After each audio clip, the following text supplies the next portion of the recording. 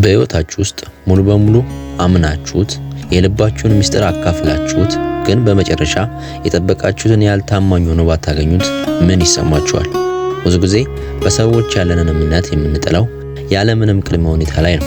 በኋላ ግን ያመናቸው ሰዎች ሲክዱን እንዴት እንዲህ ሊያደርጉ ቻሉ ብለን እንቆጫለን። ነገር ግን እውነታው ምንድነው?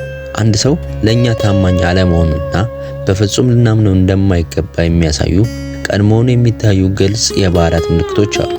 ዛሬ በዚህ ቪዲዮአችን ራሳችንን ከጥድፊያና ከጉዳት ለመጠበቅ የምትችሉባቸው 10 ወሳኝ ምልክቶች በሰፊው እንመልከት። እስከ መጨረሻው አብራችሁን ቆዩ። እንኳን ወደዚህ ቻናል ወደና መጣችሁ። ዛሬ የምናየው ይዘት ማህበራዊ ህይወታችሁና ግንኙነታችሁ ላይ ጤናማ ለማድረግ እንዲሁም በማን ላይ እምነት መጣል እንዳለባችሁ ለመለየት የሚረዱ ወሳኝ የስነ ልቦና ትምህርት ነው። ለቻናሉ አዲስ ከሆናችሁ አሁኑ ሰብስክራይብ በማድረግ ቤተሰብ ይሁኑ። አሁን በቀጥታ ወደ 10 ነጥቦች እንለፍ። ቁጥር 1 የሌሎችን ሚስጥር ላንተ አሳልፎ መስጠት። ይህ ሰው ከሌሎች ሰዎች ጋር በሚያሳልፈው ጊዜ የእነሱን ድብቅ ታሪኮች፣ ስህተቶች ወይም ሚስጥሮች ላንተ ያለምንም መሸማቀቅ የሚያወራ ከሆነ ይህ ሰው ካንተ ሲለያይ ያንተን ሚስጥር ለሌሎች አሳልፎ ለመስጠት ወደ ኋላ አይልም። የሌሎችን ታማኝነት የማይጠብቅ ሰው ላንተ ታማኝ ሊሆንልህ አይችልም። ቁጥር 2 በቃላትና በተግባር አለመስማማት። በጣም ውብና ማራኪ ቃላት ሊናገሩ ይችላሉ፣ ብዙ ቃል ኪዳንም ሊገቡ ይችላሉ። ነገር ግን በተግባር ደረጃ ሲታዩ ቃላቸውን ሲያፈርሱና የገቡትን ቃል ሳይፈጽሙ ሲቀሩ በተደጋጋሚ ታስተውላላችሁ። እምነት የሚገነባው በቃላት ሳይሆን በተግባር ላይ ነው። ቁጥር 3 ሁልጊዜ ራሳቸውን ተበዳይ ማድረግ። በህይወታቸው ውስጥ ከማንኛውም ሰው ጋር ሲጣሉ ጥፋቱ ሁልጊዜ ሌላ ሰው እንደሆነ አድርገው ያወራሉ። ራሳቸውን ፈጽሞ ስህተት እንደማይሰራ ቅዱስ አድርገው ያቀርባሉ። በራሱ ህይወት ውስጥ ጥፋተኝነትን ለመቀበል የማይደፍር ሰው በፍጹም ማመን የለበት። ቁጥር 4 ጥቅመኝነትና ፍላጎት ሲኖራቸው ብቻ መቅረብ። ምንም አይነት ግንኙነት ሳይኖራቸው ቀርተው ድንገት እርዳታ፣ ገንዘብ ወይም መረጃ ሲፈልጉ ብቻ እጅግ በጣም በሚያሳሳ መንገድ ያናግሮታል። ፍላጎቶቻቸው ሲሟላ ግን በድጋሚ ይጠፋሉ። ይህ ሰው የሚወደው እርሶን ሳይሆን የእርሶን ጥቅም ብቻ ነው። ቁጥር 5 በትንሽ ነገሮች ላይ መዋሸት።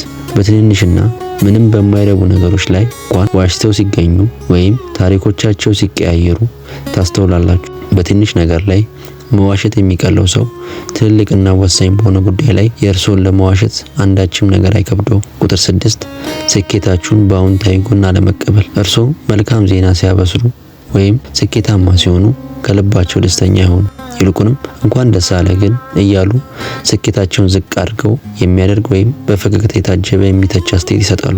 ቁጥር 7 ርህራሄ ማጣት። እርሶ ሲያዝኑ፣ ሲታመሙ ወይም ከባድ ጊዜ ላይ ሲሆኑ በእውነት የእርሶ ስሜት አይረዱት። በእርሶ ስሜት ውስጥ ራሳቸውን አድርገው ማሰብ የማይችሉ ሰዎች ከራሳቸው ጥቅም ውጪ የእርሶን ጉዳይ ለማሰብ አቅም የላቸው። ቁጥር 8 በሁሉም ሰው ላይ መጠራጠር። ሰዎች በፍጹም የማያምኑና በሁሉም ሰው ላይ ክፉ ሐሳብ ብቻ የሚነጣጥሉ ከሆነ ብዙ ጊዜ ሰዎች በከንቱ የሚጠረጥሩ ሰዎች በራሳቸው ውስጥ ታማኝነት ስለሌለ ያንን የራሳቸው ማንነት በሌሎች ሰዎች ላይ ስለሚጭኑ ነው። ቁጥር 9 በሌሎች ስኬት ላይ ጥላቻን ማሳየት። በሌሎች ሰዎች እድገት ላይ ሲያንቋሽሹ፣ ሲያሙ ወይም ሲቀኑ በብዛት ካስተዋላችሁ ይሄ በውስጣቸው ያለው ያልተስተካከለ ማንነትን ያሳያል። የሌሎችን ደስታ የሚረብሽ ሰው የእርሱን በታማኝነት ሊይዝለት አይችልም። ቁጥር 10 የውስጣዊ ስሜትን አለመቀበል። ከአንድ ሰው ጋር በሚያሳልፉበት ጊዜ በውስጣችሁ የሆነ ነገር ትክክል እንዳልሆነ የሚነግራችሁ ስሜት ካለ ያንን ድምጽ ችላ አትበሉት። አእምሯችሁ ሰዎችን የሚያሳይ ትንሽ የባህሪ ፍንጮች ላይ ተመስርቶ ድብቅ መልእክቶችን ይሰጣል።